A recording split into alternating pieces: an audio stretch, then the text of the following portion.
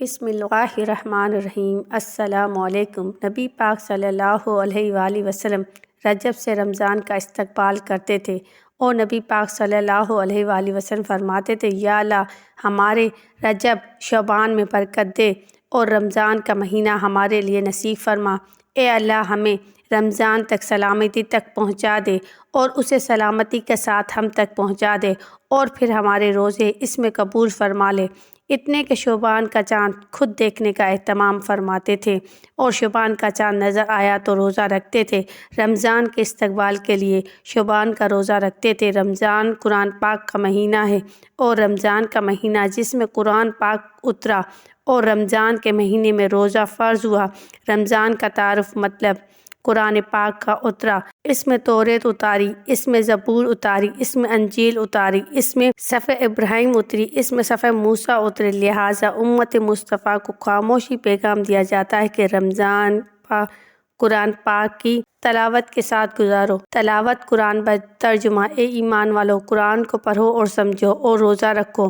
روزے کے لیے 4 چیزوں کا چھوڑنا ہوگا۔ میرے نبی نے ارشاد فرمایا، شراب پینے والا روزہ اوپر نہیں جاتا تو شراب چھوڑ دو۔ ماں باپ کا نافرمان کا روزہ اوپر نہیں جاتا۔ ماں باپ کی نافرمانی کرنا پورا دین روک دیتی ہے۔ اس کی تشریح یوں ہے کہ ایک صحابی علقمہ رضی اللہ تعالیٰ عنہ کی زوجہ کا پیغام آیا، میرے خاوند مر رہے ہیں، کلمہ نہیں پڑھا جا رہا۔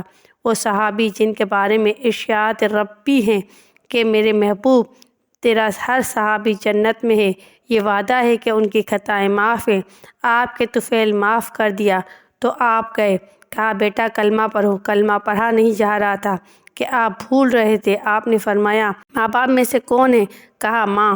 پوچھا ناراض ہے؟ بولا جی۔ آپ صلی اللہ علیہ وآلہ وسلم بلایا۔ آپ نے پوچھا علقمہ کی ماں آپ ناراض ہو؟ یا رسول اللہ میرا بچہ بہت نیک ہے، رات کو اٹھنے والا اور دن کو روزہ رکھنے والا ہے، لیکن مجھ سے سخت لہجے میں بات کرتا ہے تو مجھے اس بات کا دکھ ہے۔ اس نے اپنی زبان سے میرا دل زخمی کیا ہے۔ اللہ اکبر۔ آپ نے فرمایا معاف کریں گی؟ کہا میرا جی نہیں چاہتا۔ آپ نے فرمایا میں آگ لگا دوں پھر سفارش کرو گی؟ تو کہا اتنی تو ناراض نہیں ہوں کہ آگ میں جلتا دیکھوں۔ تو فرمایا آپ نے معاف نہ کیا تو اللہ اسی آگ میں جلا دے گا۔ کہا اچھا میں معاف کرتی ہوں۔ تو آپ نے فرمایا بیٹا کہو لا الہ الا، تو ان کی زبان سے نکلا لا الہ الا اور جان نکل گئی۔ آپ نے ان کا جنازہ پڑھا اور جنازے کے بعد اعلان کیا، جس نے ماں باپ کو تکلیف دی اس پر اللہ کی لعنت، فرشتوں کی لعنت، زمین اور آسمان کی لعنت۔ نہ ان کا نماز قبول، نہ ان کا روزہ قبول، نہ عمرہ اور حج قبول۔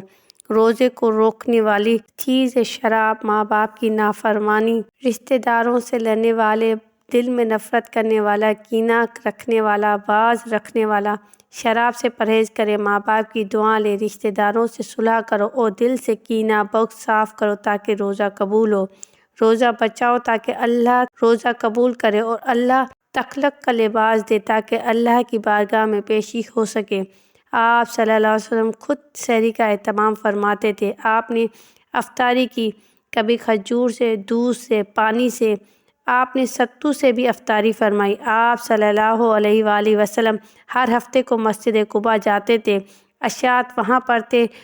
رمضان میں 17 رمضان تک آپ قباء مسجد چلے جاتے تھے اور وہاں قیام کرتے تھے اور واپس آتے آخری عشرے میں اعتکاف فرمایا کرتے تھے۔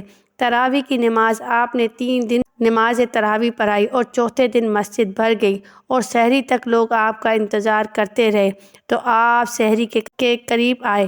آپ نے فرمایا کہ میں دیکھ رہا تھا آپ کو آئے ہوئے تھے، لیکن میں اس لیے نہیں آیا کہ تمہارے لیے یہ نماز فرض نہ ہو جائے۔ سبحان اللہ۔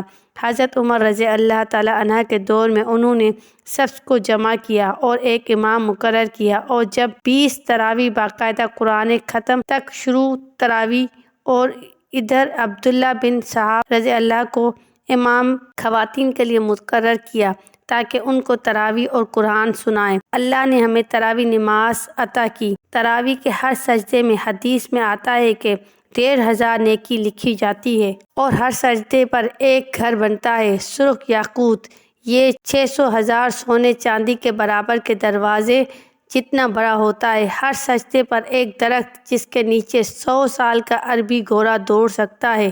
تراویح اور روزے کے بدلے کیا ملتا ہے؟ اللہ پاک آخری روزے میں فرماتا ہے، دن کا روزہ اور رات کی تراویح میں دیکھا، میں نے قبول کیا، جاؤ معاف کر دیا۔ اے ایمان والو، اللہ نے ہمیں بہت خوبصورت مہینہ عطا کیا ہے۔ جہنم کے دروازے بند ہیں، جنت کے دروازے کھلے ہوئے ہیں۔ اللہ کی معافی کا اعلان ہو رہا ہے۔